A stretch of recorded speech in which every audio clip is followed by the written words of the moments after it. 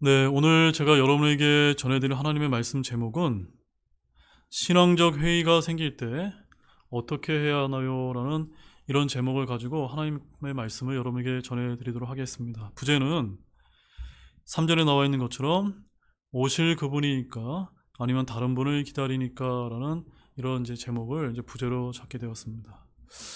오늘 설교의 부제는 감옥에 갇힌 침례자 요한이 제자들을 예수님께 보낸 질문을 담고 있습니다.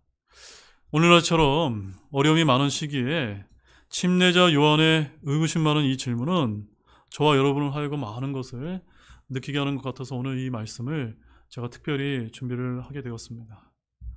우리도 기나긴 신앙의 여정을 가다 보면은 때로는 한두 번 믿음의 여정 가운데 우리가 신앙적인 회의가 생길 때가 있음을 저와 여러분들이 솔직하게 우리가 고백할 필요가 있다고 생각합니다. 특히 독립침례교회 성도로서 종종 저와 여러분들 신앙적 회의감에 얼마든지 빠질 수가 있습니다. 예를 들어서 바른 성경, 바른 교리, 또한 신약 교회라면 완벽한 교회, 완전한 사역자, 완전한 성도를 기대하다가 전혀 그렇지 못한 일이 발생하게 되면 저와 여러분 역시도 어떤 의구심이 생겨날 수 있다는 점입니다. 왜냐하면요, 독립침례교 역시도 다른 교회들과 마찬가지로 불완전하기 때문입니다. 저 역시도 목회자이지만 때때로 어려움을 겪을 때마다 주님께 이러한 질문들이 생겨날 수 있습니다. 그럴 때 저와 여러분은 이런 신앙적인 회의를 어떻게 해결할 수 있을까요?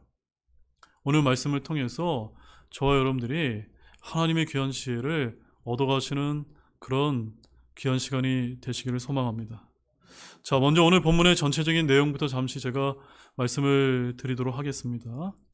오늘 본문 말씀에는 예수님을 향한 침례자 요한의 옥중 질문과 예수님께서 답변하신 그런 내용이 나와 있습니다.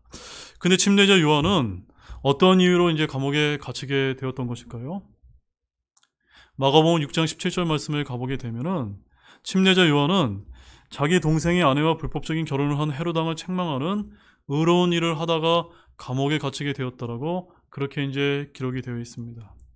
이렇게 의로운 일을 하다가 감옥에 억울하게 갇힌 침례자 요한은 자신의 제자들을 예수님께 보내어서 그분이 과연 메시아인지를 확인하는 그런 질문을 하기에 이르렀던 것입니다. 물론 이는 그가 예수님을 메시아로 믿지 못해서 이런 질문은 한 것은 아니었습니다. 그는 이미 하나님의 어린 양으로 고백을 한 바 있듯이 예수님께서 그리스도이심을 굳게 믿고 있었습니다. 그러나 그는 그 순간에 예수님께서 행하신 그 일들을 듣고 의구심이 생겨났던 것입니다. 자, 본문 2절 말씀 보십시오. 거기에 이렇게 기록이 되어 있습니다. 그런데 요한이 그리스도께서 행하신 일들을 감옥에서 듣고 자기 제자들 중 2사람을 보내요 라고 이렇게 기록이 되어 있는 것입니다. 요한은 예수님을 하나님의 어린 양으로 보라고 말했을 정도로 인류의 구원자로의 예수님의 초림을 정확하게 이해를 하고 있었습니다. 그런데도 그리스도께서 행하신 일들을 듣고도 의구심을 가지게 된 것은 그분이 강력한 유대의 왕으로 오셔서 이스라엘을 정치적으로 회복시킬 것이라고 하는 유대의 일반적인 메시아관의 영향을 받아서 지금 속에서 내적인 갈등을 지금 일으키고 있음을 우리에게 보여주고 있는 것입니다. 저와 여러분도 오늘날 마찬가지일 때가 많이 있지 않습니까? 맞습니까, 여러분? 분명 예수님은 저와 여러분을 위해서 공중에 강림하실 것이라고 신약 성경은 굳게 말씀하고 있습니다. 그리고 이 땅에 천년왕국을 세우신다고 하셨는데도 이 일이 지체되고 이루어지지 않을 것 같은 의구심이 생겨날 때가 얼마나 많이 있습니까? 본문 5절에서 예수님께서는 요한의 제자들에게 이렇게 전하라고 말씀하셨습니다. 눈먼 자들이 시력을 받고 다리 저는 자들이 걸으며 나병 환자들이 정결하게 되고 귀먹은 자들이 들으며 죽은 자들이 일으켜지며 가난한 자들에게 복음이 선포됨을 보이라고 이 말씀을 침례자 요한에게 전하라고 이렇게 말씀하셨던 것입니다. 이렇게 예수님께서 전하라고 하는 이 내용은 사실 이사야서에서 이미 기록된 내용으로서 메시아에 관한 예언된 그런 말씀들이었습니다. 자, 우리 그 말씀을 한번 찾아보도록 하겠습니다. 이사야서 35장 4절에서 6절 말씀입니다. 자, 그에 관련된 두 구절만 한번 찾아보도록 하겠습니다. 이사야서 35장 4절에서 6절 말씀입니다.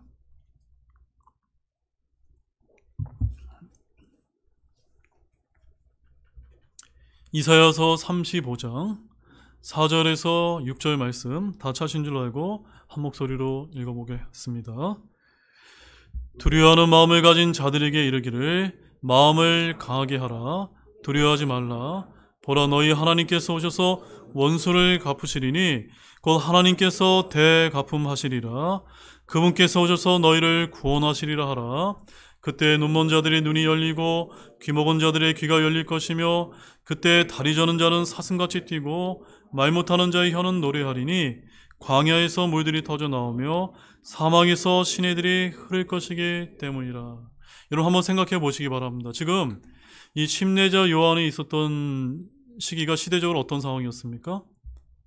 로마의 이제 이런 식민 통치를 받던 그런 암울한 시기가 아니었습니까? 그래서 유대인들 대부분은 메시아께서 오셔서 정치적으로 그 유대의 나라를 구원해 줄 것을 그들이 이제 기원하고 있었고, 이 하나님의 기록된 말씀을 그들이 소망하고 있었다는 점입니다. 자, 우리 이사야서 61장 1절 말씀도 한번 더 추가로 한번 보도록 하겠습니다. 이사야서 61장 1절 말씀입니다. 이사야서 61장 1절 또 함께 보겠습니다. 주 하나님의 영께서 내게 임하셨으니 이는 주께서 내게 기름을 부으사 온유한 자들에게 좋은 소식을 선포하였기 때문이라. 그분께서 나를 보내신 것은 마음이 상한 자들을 싸매고 포로된 자들에게 해방의 자유를, 결박된 자들에게 감옥에서 노임을 포고하게 하려 하심이요. 자, 예수님께서 자신이 메시아 예언을 성취하고 계심을 이런 말씀들을 통해서 확인시켜주고 계신과 동시에 예수님께서는 구약에 예언된 대로 왕으로 오신 분에는 틀림이 없습니다. 하지만 왕의 초림은 심판주로서가 아니라 죄인을 돌보고 구원하시는 구세주로서 이 말씀을 밝혀 보여주고 계신 것입니다. 맞습니까, 여러분? 자, 이제 이런 본문이 오늘 우리에게 주는 영적 교훈이 무엇인지 우리 한 5가지만 정도만 함께 한번 보도록 하겠습니다. 먼저 첫 번째는 하나님의 계획이 우리의 기대와 다를 때 우리는 신앙적인 회의에 빠지기 쉽다는 점입니다. 자, 우리 본문 2절과 3절 함께 보겠습니다. 그런데 요한이 그리스도께서 행하신 일들을 감옥에서 듣고 자기 제자들 중 2사람을 보내어 그분께 이르되 선생님이 오실 그분이니까 아니면 우리가 다른 분을 기다릴까 하니. 자, 2절과 3절 말씀을 보게 되면 당시 구약의 율법을 어기고 불법적인 결혼을 한 헤롯 왕을 비난한 일로 감옥에 갇혔던 침례자 요한이 예수님께 제자들 보내서 주님이 오실 그분이니까 라고 이렇게 메시아가 맞는지를 물은 이제 장면을 이제 볼 수가 있습니다. 우리는 이 질문에서 예수님의 메시아직에 대한 요한의 의심을 다분히 이제 느낄 수가 있습니다. 물론 그가 예수님을 메시아로 믿지 않았던 것은 아닙니다. 다만 그가 기대한 메시아의 모습과 하나님께서 예수님을 통해 이루고자 하셨던 메시아의 모습 사이에는 큰 차이가 이제 있었던 것입니다. 요한은 예수님을 이스라엘이 당시에 처한 국내적인 어려움에서 건져내시고 심판을 집행할 정치적인 메시아로 기대했지만 하나님께서는 예수님을 통해서 죄에 사로잡혀 있던 인류의 구원을 이루고자 계획하셨던 것입니다. 이런 하나님의 뜻을 바로 알지 못했던 요한은 예수님께서 왜 빨리 메시아의 능력을 발휘해서 이 사악한 헤롯 왕을 멸하고 로마로부터 자신의 조국인 이스라엘을 구출해내지 않는가라고 이런 이제 생각이 들었을 것이고, 또한 그토록 예수님을 지지하고 선포했던 자신을 왜 이 차디찬 감옥에서 구해주지 않는가라고 하는 그런 신앙적인 회의에 빠져서 제자들을 예수님께 보내어 예수님께서 진정한 메시아인지를 물었던 것입니다. 여러분, 이처럼 저와 여러분도 어려운 상황에서 즉시 우리를 구원해주지 않으실 때, 우리가 기대했던 것과 다른 상황이 발생했을 때 하나님의 계획에 대한 회의에 빠지기 쉽다는 점입니다.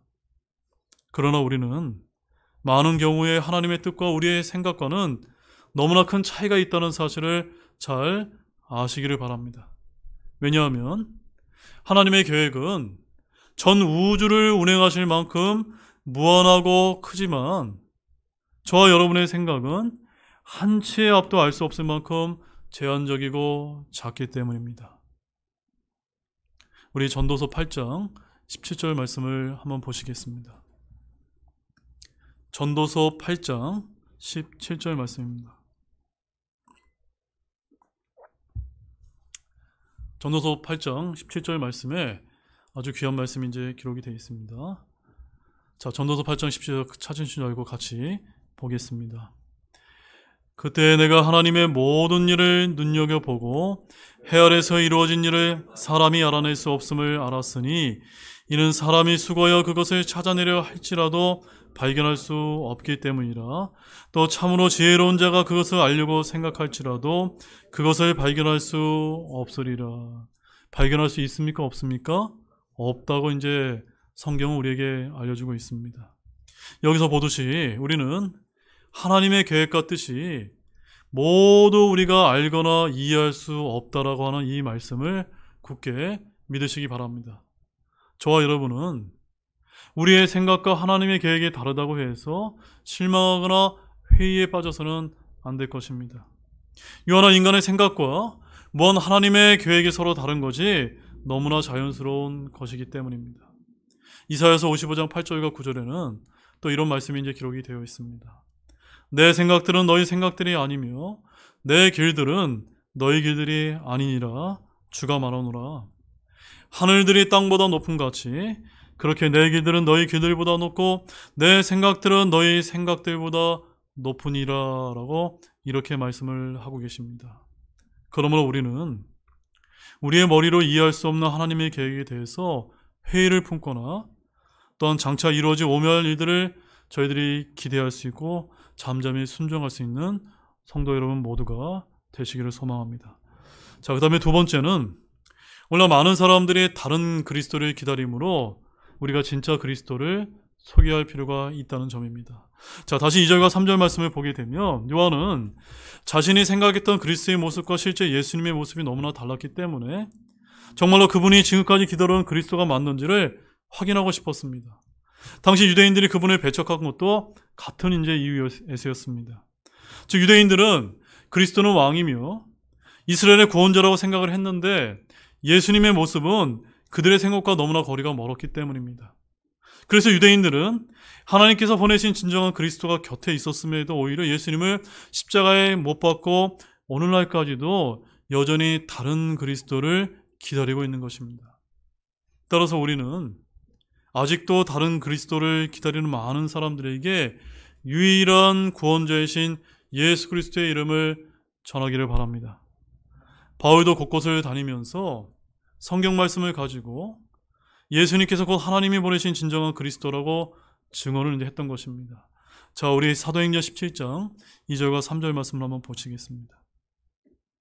사도행전 17장 2절과 3절 말씀을 가보시게 되면 사도 바울이 복음을 전할 당시 어떻게 이제 복음을 전했는지 그 말씀을 이제 우리가 확인할 수가 있습니다. 사도행전 17장 2절 3절입니다. 함께 읽어보겠습니다. 바울이 자기 관례대로 그들에게 들어가 새 안식일의 성경 기록들을 가지고 그들과 토론하며 그것들을 열어 그리스도께서 반드시 고난을 받고 죽은 자들로부터 다시 일어나셨어야 함을 예증하고 내가 너에게 선포하는 이 예수님이 그리스도시라고 말하니. 여러분 이 말씀 잘 보셨습니까? 지금 사도 바울이 어떻게 예수님을 소개하고 있습니까? 여러분의 손에 들려있는 이 성경 말씀을 가지고 예수님이 그리스도시다라고 이렇게 담대하게 선포를 이제 했던 것입니다. 오직 성경 말씀만이 이 시대의 예수님을 온전히 증거할 수 있음을 믿으시기 바랍니다. 그렇습니다. 우리 창조주이신 하나님께서 보내신 그리스도는 오직 예수님뿐입니다. 그 밖에 다른 사람은 결코 될 수가 없습니다. 이렇게 그리스도가 우리 곁에 있음에도 여전히 다른 그리스도를 기다리는 사람들이 있다니 얼마나 어리석은 일입니까? 우리는 예수님을 나의 그리스도로 믿지 못해 여전히 다른 그리스도를 기다리는 많은 사람들에게 예수님을 전하는 저와 여러분이 되시기를 진실로 소망합니다. 사도행전 4장 12절 말씀에 이런 말씀이 이제 기록이 되어 있습니다. 다른 사람 안에는 구원이 없나니 하늘 아래에서 우리를 구원할 다른 어떤 이름도 주께서 사람들 가운데 주지 아니하셨느니라라고 이렇게 이제 말씀을 하고 있습니다. 이 세상에서 구원할 이름은 오직 예수 그리스도임을 성경 말씀을 통해 전하는 모두가 되시기를 원합니다. 자, 그 다음에 이제 세 번째는 우리도 어려운 상황에 부닥치게 되면 믿음이 약해질 수 있다는 점입니다. 맞습니까, 여러분? 맞습니까, 여러분? 네. 우리도 얼마든지 고난과 어려움에 닥치게 되면 내 믿음이 담대하다고 생각했는데 얼마든지 연약해질 수 있다는 점입니다. 자, 계속해서 2절과 3절 말씀을 보시게 되면 감옥에서 침례자 요한은 예수님이 과연 오실 그분이신지를 묻고 있습니다. 그러나 이런 질문을 하기 전에 요한은 동생의 아내를 취한 일로 인해 헤롯 왕을 비난하고 책망하는 의로한 일을 했던 그런 자였습니다. 자, 마태복음 14장 3절과 4절 말씀을 한번 찾아보십시오. 자, 우리 마태복음 14장 3절과 4절 말씀에서 우리 침례자 요한이 어떻게 하다가 이제 로마 감옥에 갇히게 되었는지 그 말씀을 이제 자세히 이제 볼 수가 있습니다. 자, 마태복음 14장 3절 4절 함께 읽어보겠습니다. 전에 헤롯이 자기 동생 빌립의 아내 헤로디아로 인해 요한을 붙잡은 뒤 그를 결박하여 감옥에 넣어두었으니 이는 요한이 그에게 이르기를 당신이 그녀를 취하는 것은 율법에 어긋나니라 하였기 때문이라. 여러분, 지금 침례자 요한이 옳은 일을 했습니까? 옳지 못한 일을 했습니까? 옳은 의로운 일을 했음에도 얼마든지 어려운 일을 겪을 수 있다는 사실을 저와 여러분은 아셔야만 됩니다. 내가 믿음 생활 잘하다 보면은 또 주님께 충성봉사하다 보면은 내게 복만 임한다고, 이런 물질적인 세상적인 복이 임할 것이다고 우리는 이렇게 생각할지 모르지만 디모데후서 2장에서도 어떻게 말씀하고 있습니까? 우리가 예수 그리스도의 좋은 군사로서 고난을 견뎌내라라고 말씀하고 있지 않습니까?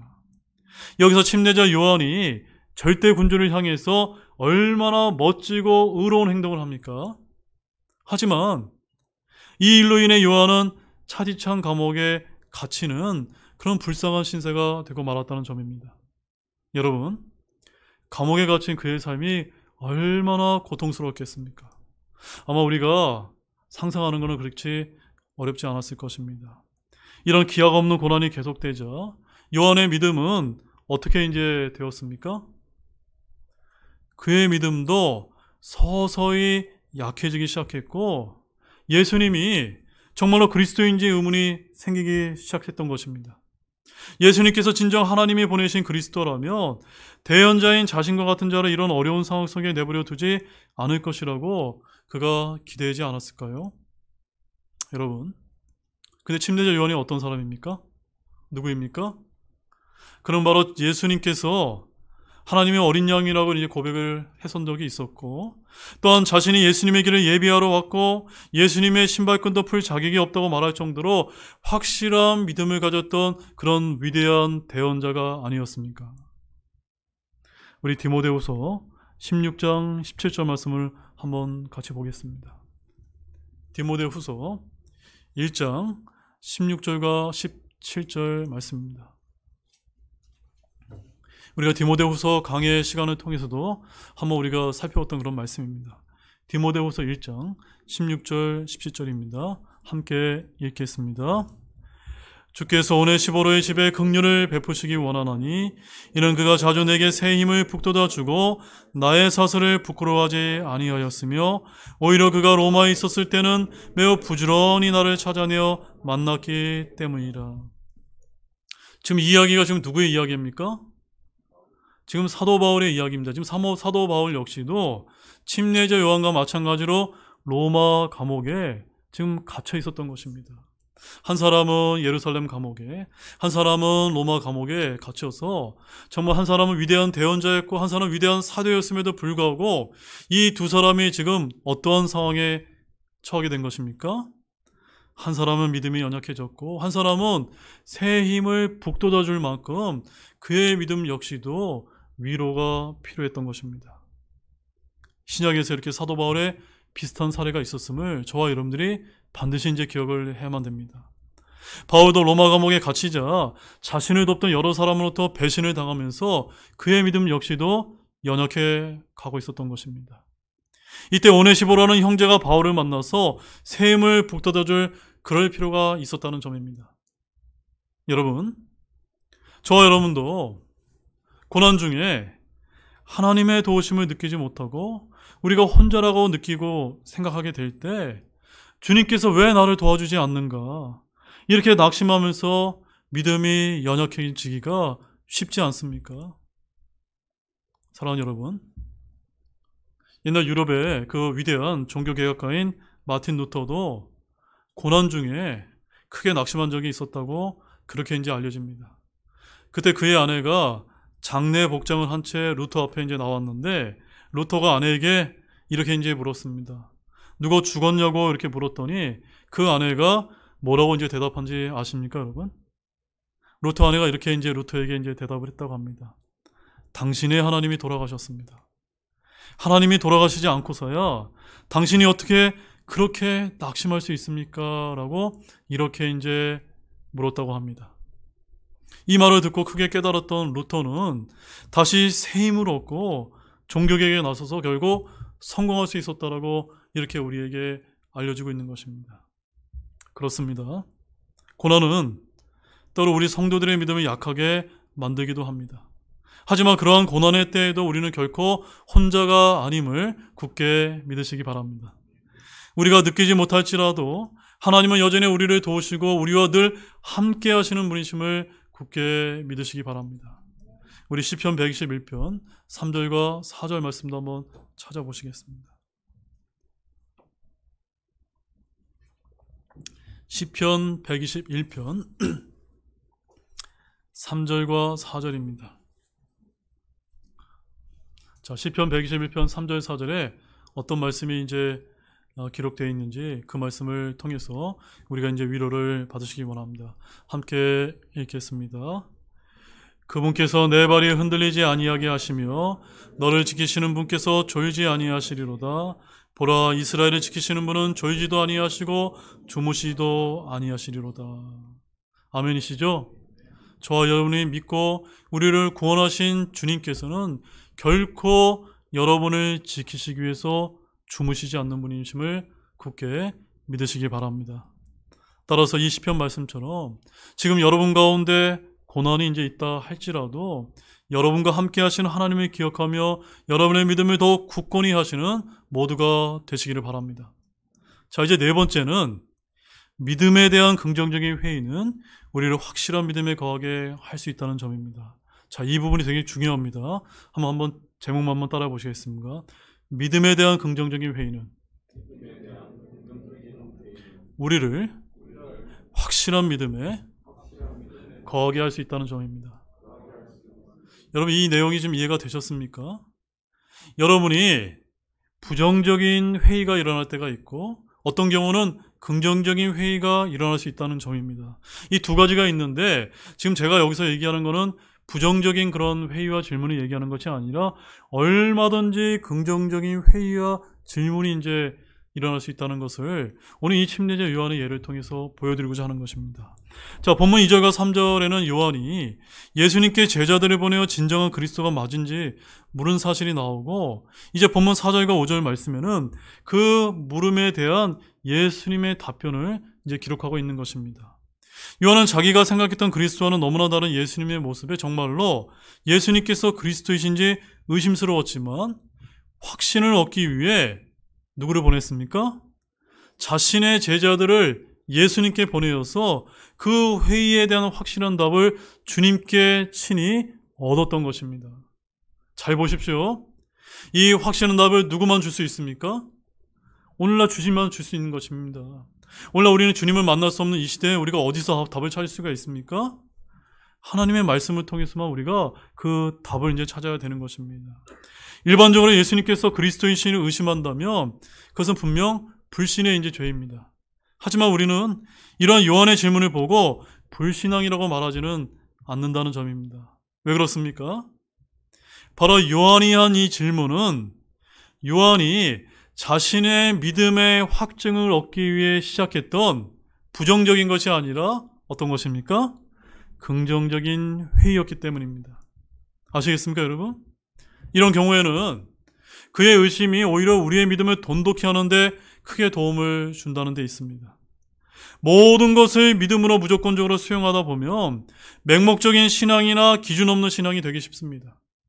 그러나 일단 긍정적인 회의가 일어났을 때 확증을 얻은 후에 믿음으로 수용한다면 우리가 믿음을 가져야 되는 그 분명한 이유를 알게 되어서 우리의 목적지를 바라보는 확신에 찬 믿음을 가질 수가 있는 것입니다.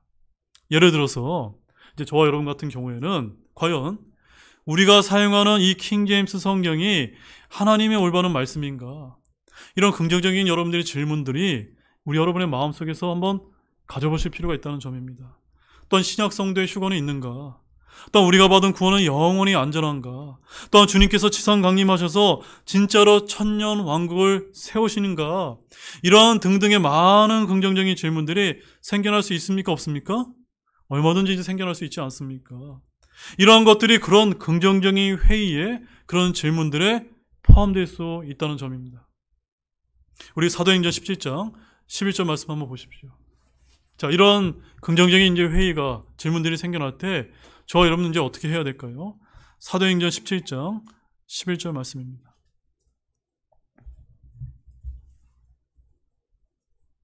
사도행전 17장 11절에 그 유명한 우리 베레아 사람들이 이제 나옵니다. 함께 읽어보겠습니다. 이들은 데살로니가에 있는 자들보다 더 고귀하여 온전히 준비된 마음으로 말씀을 받아들이며 그것들이 그러한지 알아버리고 날마다 성경 기록들을 탐구함으로. 여러분, 그 방법을 여러분 발견하셨습니까? 이 베레아 사람들이 어떻게 했습니까? 과연 내가 갖고 있는 그런 긍정적인 질문들과 회의가 과연 맞는지 그러한지 알아보려고 세상의 다른 데 가서 찾아보는 것에는 어디서요? 이 성경 말씀에서 날마다 탐구했다라고 이렇게 말씀하고 있지 않습니까? 여러분, 저와 여러분도 고난이 닥치게 되면 때론 믿음이 연약해졌을 때 불신이 아니라 얼마든지 긍정적인 회의를 가질 수가 있는 것입니다. 베레아 사람들처럼 그것들이 그러한지 알아보리고 날마다 성경 기록들을 탐구하는 여러분들이 되시기를 원합니다. 지식을 추구하기 위해서 부정적인 의심이 아니라 우리가 추구하고 있는 것이 정말 진짜 올바른 것인지 또한 참된 그리스도와 진리를 찾기 위한 긍정적인 질문은 때때로 큰 도움이 될 수 있다는 사실을 굳게 믿으시기 바랍니다. 자, 이제 마지막 5번째는 우리의 신앙적인 회의에 대한 해답은 바로 이 성경에 있다는 점입니다. 자, 4절 말씀을 보시게 되면 오늘 본문 4절에 예수님께서는 요한의 질문을 가지고 온 요한의 제자들에게 뭐라고 이제 이야기하셨습니까? 가서 너희가 듣고 보는 그것들을 요한에게 다시 보이되 라고 이렇게 이제 답변을 하고 계시다는 점입니다. 뭐라고 말씀하셨습니까? 가서 너희가 듣고 보는 것을 요한에게 이야기하라 라고 말하고 계신 것입니다. 이런 예수님의 답변은 어찌 보면 요한의 의구심을 풀어주기에는 너무나 이제 부족한 것처럼 그렇게 보일 때가 있습니다. 하지만 예수님의 답변은 결코 부족한 것이 아니었습니다. 왜냐하면 요한의 제자들이 듣고 보는 모든 것은 이미 구약에 계시된 말씀의 성취였기 때문입니다. 즉 예수님께서는 요한에게 직접적인 대답 대신에 그리스도에 대한 하나님의 말씀이 자신을 통해 그대로 성취되고 있음을 요한의 제자를 통해서 증언하게 하심으로 그의 의혹을 불식시키시고 더 확고한 믿음을 갖도록 도와주신 것입니다. 그렇습니다. 우리의 신앙적인 회의에 대한 해답은 하나님께서 친히 보이시고 말씀하신 것에 있다는 점을 믿으시기 바랍니다. 그렇다면 오늘 우리는 어디서 우리의 신앙적인 회의에 대한 해답을 찾을 수 있습니까? 네, 바로 여러분의 손에 들려있는 성경 말씀에 있다는 사실을 아시기를 바랍니다. 이 성경은 하나님께서 우리에게 자신을 보여주기 위해서 수천 년에 걸쳐서 준비하신 것입니다. 성경은 우리가 하나님의 뜻을 발견하여 알 수 있도록, 깨달을 수 있도록 하나님께서 우리에게 주신 유일한 방편인 것입니다. 바울은 이 성경에 대해서 말하기를 디모데후서 3장 16절에서 이렇게 이야기합니다. 모든 성경 기록은 하나님의 영감에 의해 주어진 것으로 교리와 책망과 바로잡음과 의로 교육하게 유익하니라고 이렇게 이제 말씀이 기록되어 있습니다.